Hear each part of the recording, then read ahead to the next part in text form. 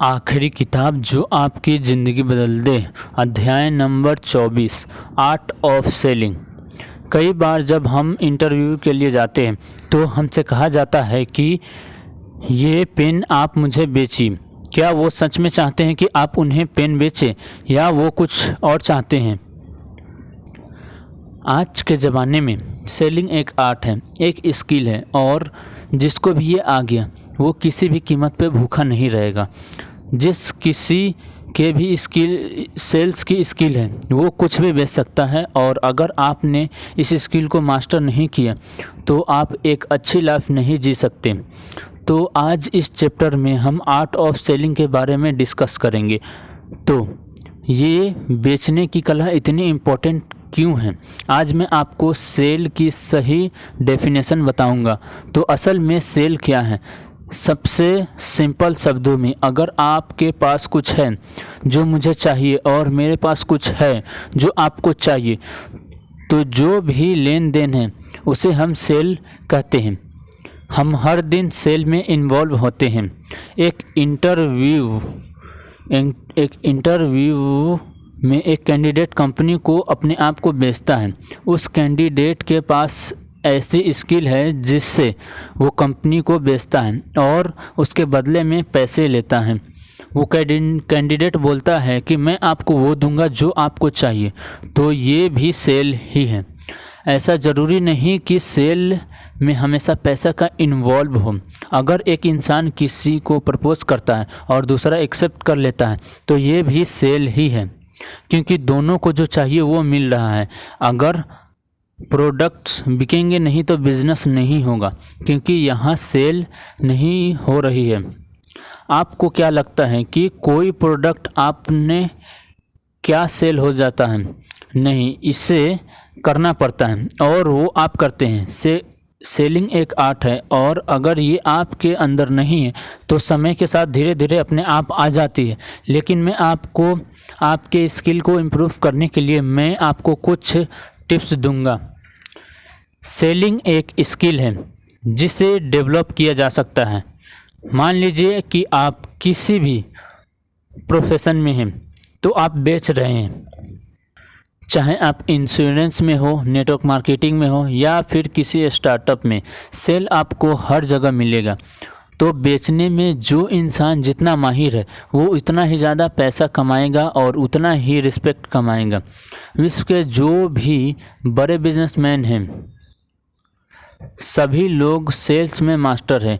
जिस इंसान को बेचना नहीं आता वो इंसान ज़्यादा बड़ी कामयाबी नहीं हासिल कर सकता। आप जो चाहे वो सेल कर सकते हैं, लेकिन ऐसा कभी ना करें कि ऐसा कभी ना सेल करें जो आप खुद कभी परचेस नहीं करेंगे। अगर कोई प्रोडक्ट है जिसकी वैल्यू नहीं है तो आप उसकी वैल्यू बढ़ाएं। जब भी आप इंटरव्यू देने जाते हैं तो आपको अपने आप को इंटरव्यूअर की जगह रख कर देखें और अगर आपको लगता है कि आप खुद को हायर नहीं कर सकते तो सामने वालों से भी उम्मीद न करें। अगर आप अपना प्रोडक्ट खुद नहीं खरीदते तो किसी और को मत बेचिए, क्योंकि ये सेल के एथिक्स के खिलाफ है। मुझे और आपको सभी को पता है कि हर चीज़ बिक ही जाती है, लेकिन अगर आपके प्रोडक्ट से किसी को फ़ायदा नहीं पहुंचता तो उसे ना बेचें। जब मैं ये किताब लिख रहा था तो मैंने भी खुद से पूछा कि क्या मैं खुद इस किताब को पढ़ूंगा। अगर मुझे सेल में मास्टरी करनी है तो क्या मैं इस किताब की हेल्प से वो स्किल डेवलप कर पाऊंगा? अगर उत्तर ना होता तो मैं ये किताब लिखता ही नहीं। तो अपने प्रोडक्ट के वर्थ पर फोकस करें। मान लीजिए कि आप फोटोग्राफ़र हैं और आप चाहते हैं कि कोई आपको शूट के लिए बुलवाए, लेकिन आपको पता है कि आप उतना अच्छा काम नहीं कर सकते जितना चाहिए। आप अपने आप से हमेशा ये सवाल पूछिए, क्या आप में वो स्किल है जो आपको कोई काम के लिए बुलाए या आपका प्रोडक्ट खरीदे? अगर उत्तर हाँ है तो आपके अंदर वो कॉन्फिडेंस है कि सेल कर सकते हैं।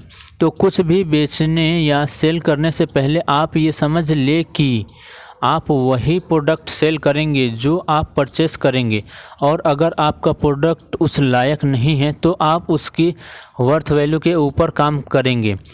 लोग कोई चीज़ तभी खरीदते हैं जब उस चीज़ की वैल्यू उसके प्रोडक्ट से भी ज़्यादा होती है।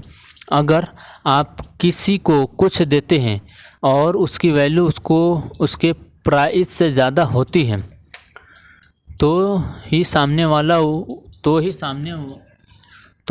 वाला वो चीज़ लेता है। कई बार लोग अपनी या अपने प्रोडक्ट्स की वैल्यू नहीं समझ पाते, तो इसके लिए आपको समझना पड़ेगा। जैसे मैं लोगों को कई सारी चीज़ों के ऊपर ट्रेनिंग देता हूँ और मुझे मेरे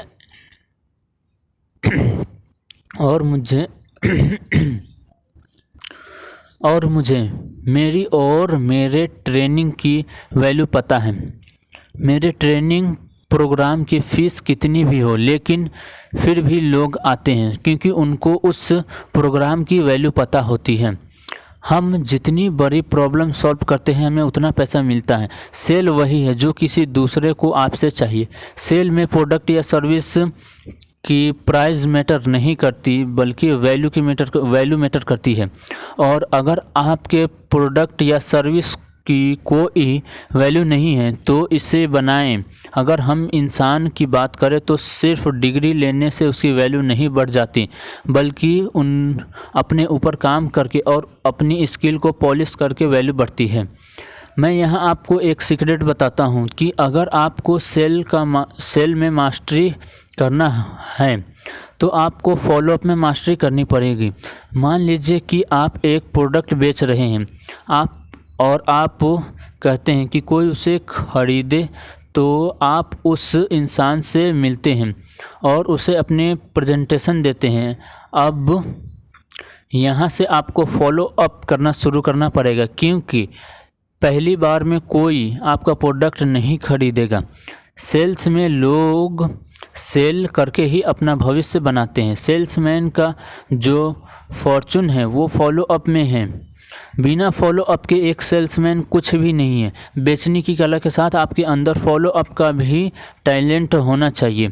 एक अच्छे सेल का एवरेज निकाले तो आपको कम से कम 5 बार आप फॉलो अप करना पड़ेगा।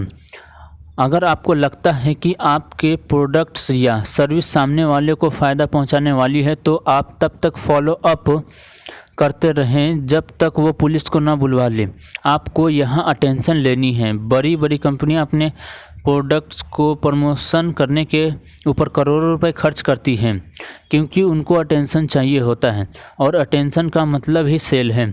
अगर आपको मैजिक सेल चाहिए तो आपको लोगों की अटेंशन लेनी होगी। तो आज से ही अटेंशन लेनी शुरू कर दें। मैंने भी सेल के ज़रिए करोड़ों की कमाई की है, और इसीलिए आज मैं आपको ये समझा रहा हूँ और ये नॉलेज दे रहा हूँ। सेल को क्लोज करने का सबसे बड़ा सीक्रेट है कन्वेंस, जिसके बारे में हम अगले चैप्टर में बात करेंगे। Thank you so much watching this video. Worksheet है। अपनी सेलिंग स्किल को इम्प्रूव करने के लिए आज आप क्या कर सकते हैं, इसका नोट बनाएं और वर्कशीट लिखें और आप काम करें, ताकि आप जो आपने ये सुना उसको अप्लाई कर सके। Thank you so much watching this video. और भी आप किस चीज़ पे वीडियो चाहते हैं कमेंट सेक्शन में जाएं, कमेंट करें और मुझे बताएं। मैं उस पर वीडियो आने वाले दिन में बनाने वाला हूँ।